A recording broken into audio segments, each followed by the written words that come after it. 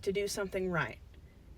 If you have kids, you have one chance to be at the birth, to take them to their first day of school, to see them graduate, have their first child. A lot of things in life, you get one chance to get right. And if you don't do it right, you can't take it back. You can only do better in the future. And my family seems to want to go the route of nothing. And I've been mourning the deaths of my family for years. I'm mourning the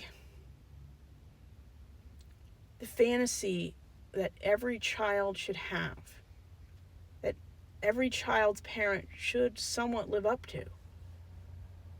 But a lot of kids who later become adults and parents of their own, they sometimes have to accept that their parents just are pathetic. And one of the best books I've ever read about family and parents and toxic family, if you've ever heard of Jeanette McCurdy's book, I'm Glad My Mother Died. Sometimes the most peace you'll ever get is after your parents are gone. It shouldn't be that way. And the only person who's at fault and 100% deserves a child of theirs writing a book like that is the parent.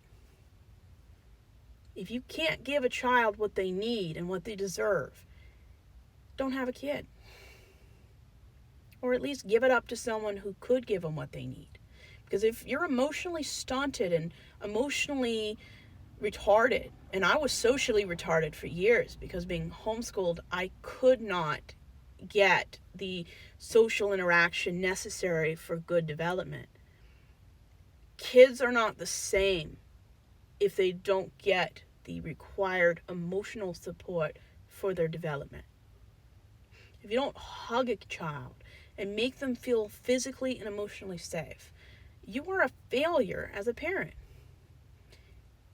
Parents are supposed to foster an environment where kids can come to them for anything. If you go out of your way to make a child feel like they can't talk to you, you are a failure as a parent. And my parents made it very clear that I owed them for them giving birth to me. That I owed my siblings and my parents for them feeding me, for giving me a life that by law they had to give me. Green flag kind of people, especially parents, they never remind you that they gave you life. They remind you that you were the best decision they ever made. Green flag parents, they're there. And if they can't physically be there every moment of your day, they make sure that you can connect with them in some way. But I never had that.